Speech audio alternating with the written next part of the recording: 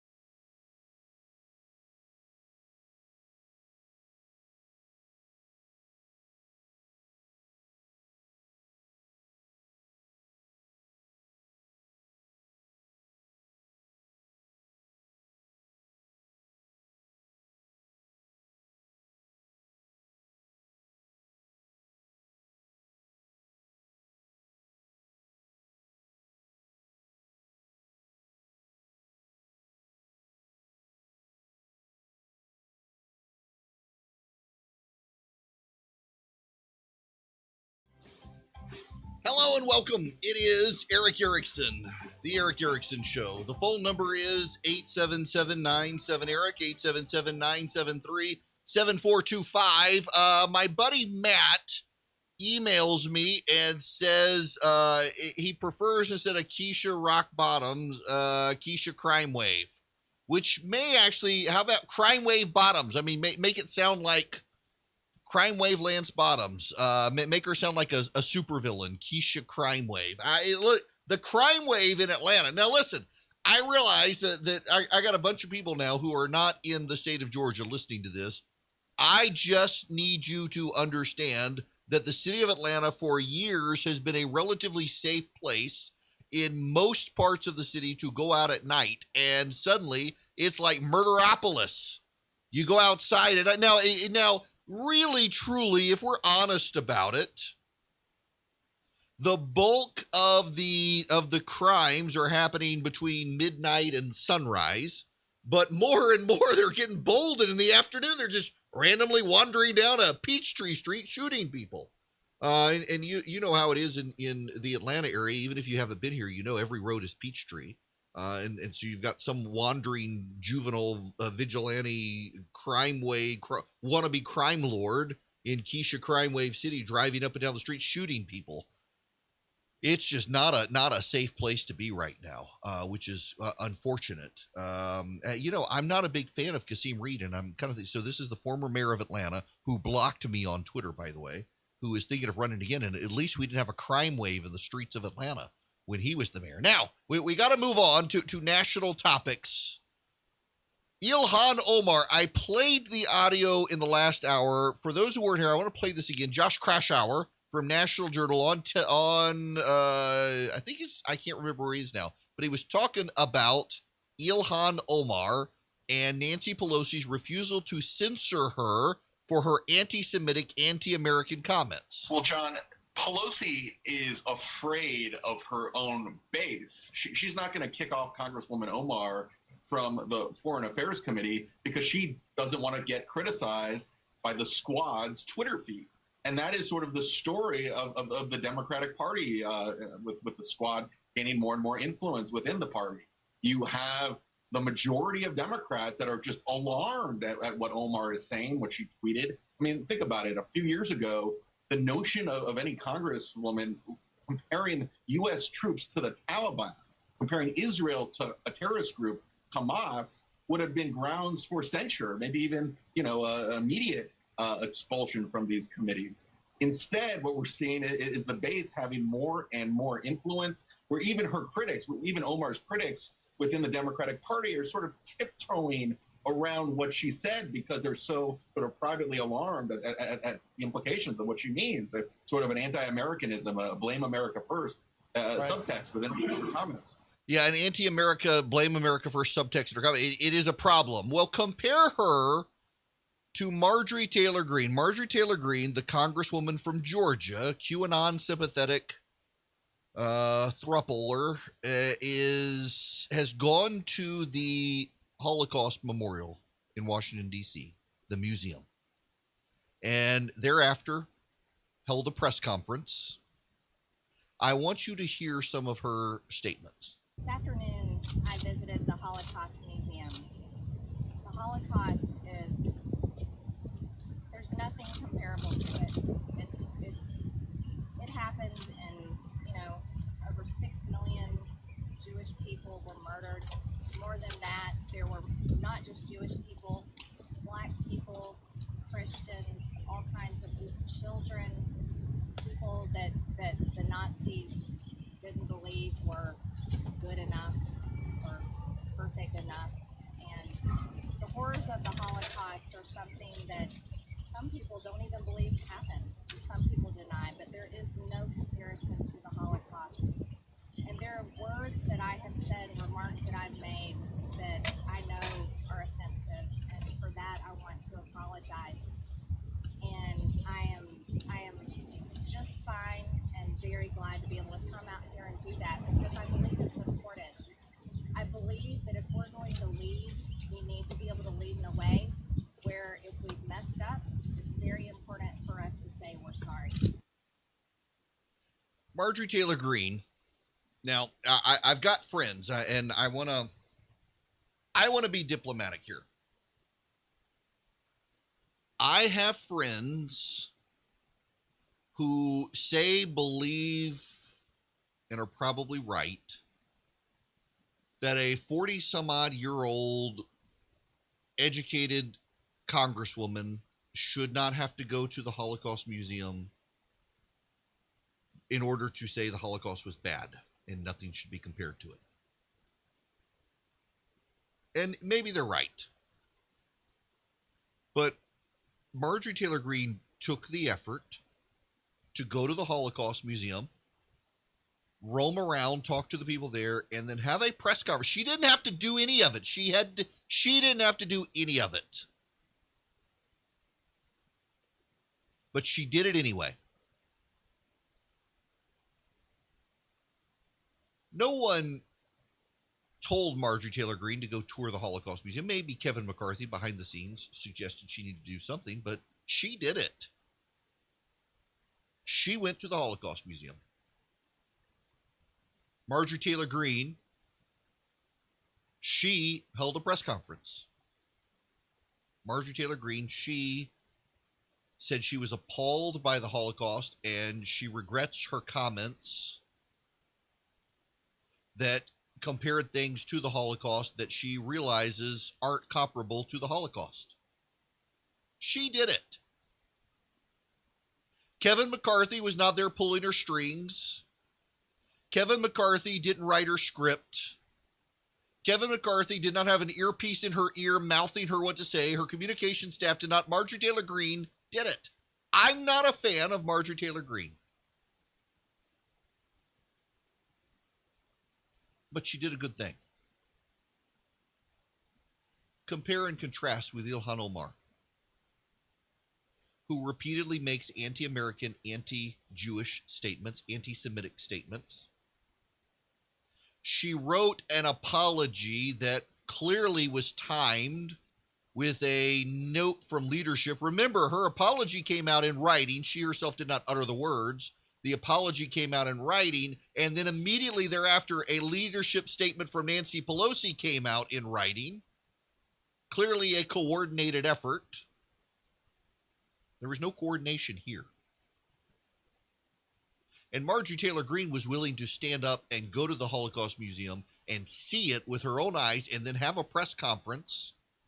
Ilhan Omar can't bring herself to do that. And in fact, Ilhan Omar's squad defended her comments and doubled down on her comments and echoed her comments and justified her comments. You haven't seen any Republican do that with Marjorie Taylor Greene, who has now owned up her comments and said she was wrong. And Ilhan Omar can't even do that in public. She can't even show up at a microphone.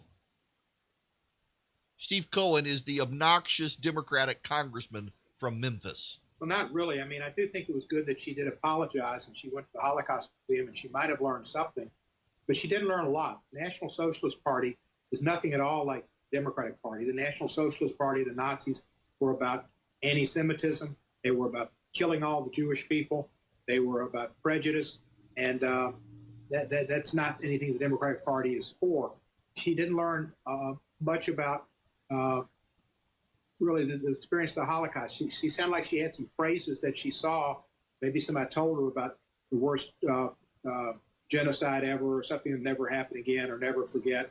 But it didn't sound like it came from the heart. And to go on an attack against Elaine Omar's wrong, too.